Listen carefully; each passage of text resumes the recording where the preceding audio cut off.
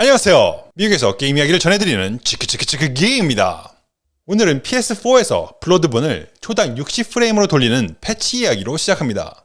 게임 웹진 유로게이머에 따르면 유명한 모더 랜스 맥도날드가 플레이스테이션 4에서 초당 60프레임으로 게임을 실행하게 하는 블러드본 패치를 출시했습니다.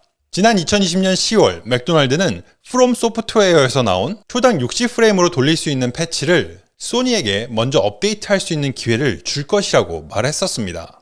그러나 소니에서는 이것을 받아들이지 않았고 맥도날드는 그냥 자신의 것으로 출시했습니다. 작년에 맥도날드는 디지털 파운드리의 존과 힘을 합쳐 초당 60프레임으로 돌아가는 블러드본의 영상을 선보였으며 게임이 정말 부드럽게 돌아갔습니다. 또한 맥도날드는 이 패치가 블러드본 최신 버전에서 돌아가고 패치가 되면 게임이 초당 60프레임으로 실행이 되고 선택적으로 렌더링 해상도를 720p로 낮출 수 있다고 전했습니다. 그런데 분명히 이 맥도날드의 패치를 사용하려면 PS4에서 서명되지 않은, 인정되지 않은 코드를 실행하는 방법이 필요합니다. 해킹이죠. 여기서 중요한 점은 소니가 이것을 공식 패치로 사용할 수 있음에도 불구하고 PS4에서 초당 60프레임으로 실행될 수 있도록 업데이트하는 것에 관심을 보이지도 않았고 플레이스테이션 5를 위한 업데이트로 출시할 의사도 보이지 않았다는 겁니다. 소니 왜 이러는 거야? 다음 GTA 5의 판매가 출시 이래 올해에 가장 많이 판매되었다는 소식입니다. 스크린 렌트의 기사입니다. GTA 5는 총 1억 4천만 장이 팔렸고 출시 이후 최고의 해를 보내고 있다는 기사입니다. 주요 내용은 2020년 5월 이후에 1000만 장이 추가로 판매되었다는 건데요. 여러분께서 이렇게 GTA5를 계속 구입하시면 게임이 이렇게 잘 팔리면 락스타에서 새로운 게임 GTA6를 출시할 이유가 없어집니다. GTA 후속작을 기다리는 사람들이 많이 있습니다. 우리 그 사람들을 위해 GTA5 게임을 그만 삽시다. 락스타에서는 지난 7년 동안 계속해서 업데이트만 하고 있습니다. 게다가 2020년에 GTA5의 온라인 모드에서 역대껏 가장 큰 업데이트를 추가했습니다. 그런데 GTA5는 2021년 하반기에 더욱 향상된 에디션으로 엑스박스 시리즈 X와 PS5의 최적화 준비를 하고 있습니다. 그리고 이전에 있었던 PC 버전과 새로운 콘솔 버전에 새로운 컨텐츠 또한 추가할 계획이라고 확인했습니다. 게다가 비슷한 시기에 GTA 온라인 독립형 버전은 PS 플러스에서 무료로 출시될 예정이라고 합니다.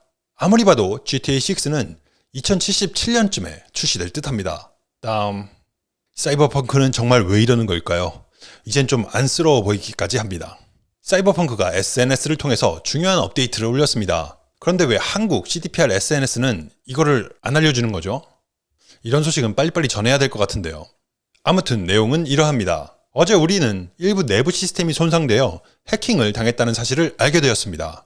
알 수 없는 사람이 우리 내부 네트워크에 무단 침입해 CDPR의 캐피털 그룹의 데이터를 수집해가고 저희가 이 정보와 함께 공개한 랜섬 노트를 남겼습니다. 해커로 인해 네트워크의 일부는 잠겨버렸지만 백업은 그대로 남아있어 곧 회복 가능해 보입니다. 이미 IT 인프라를 보호하고 데이터 복원을 시작했습니다. 우리는 해커의 요청에 따르거나 협상하지 않을 것입니다. 그리고 이런 우리의 대응이 최후에는 해킹당한 데이터의 공개로 이어질 수 있음을 알고 있습니다. 그러한 공개의 피해를 최소화하기 위해 관련 당사자와 접촉해 필요한 조치를 취하고 있으며 계속해서 사건을 조사하고 있고 현재 우리가 아는 한 해킹된 시스템에서 우리 플레이어의 개인정보나 우리 서비스 사용자의 개인정보가 포함되어 있지 않음을 확인했습니다. 우리는 이미 법 집행기관, 개인 데이터 보호 사무소 대표, IT 법학 전문가를 포함한 관련 당국에 이를 알렸으며 이 사건을 완전히 조사하기 위해 그들과 긴밀히 협력할 것입니다. 그리고 해커가 남긴 랜섬 메모를 보면 이렇습니다. 우선 형식은 메모장 스타일입니다. 안녕 CD 프로젝트.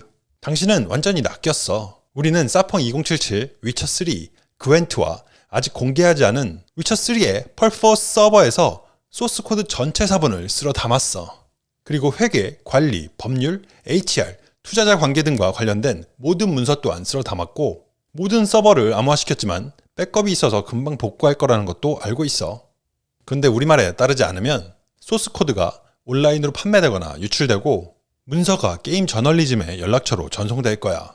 그러면 CDPR의 이미지는 더욱 나빠질 거고 사람들은 당신이 당신의 회사를 얼마나 엉망으로 만들었는지 보게 될 거야.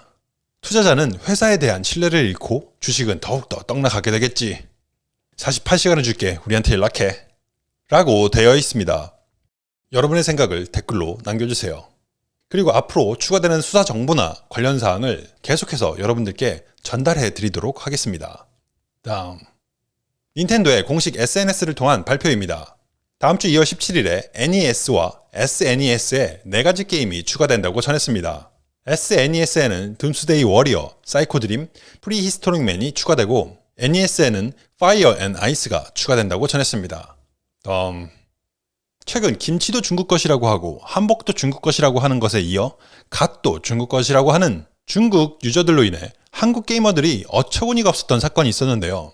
이에 해당 게임 업체 뎃게임 컴퍼니가 한국 게이머들에게 사과를 했다는 소식입니다.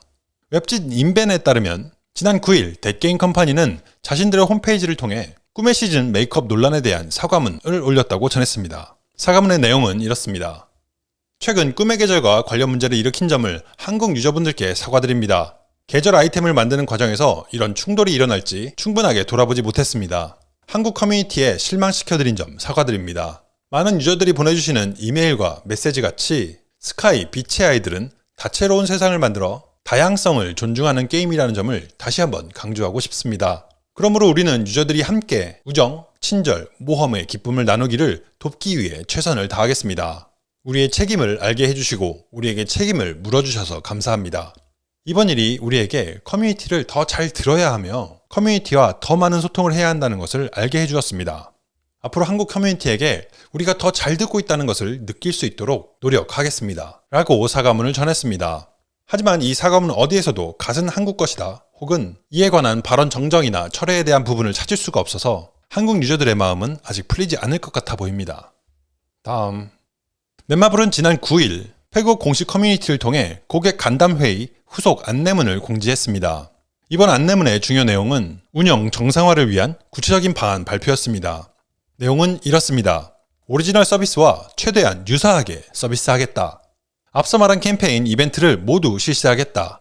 유저들과 소통을 강화하겠다. 한국 캠페인 이벤트를 철저히 준비하겠다. 라고 전했습니다. 그리고 오역 오타의 경우 관련 인력을 늘리기 위해 채용 공고를 내놓은 상태입니다.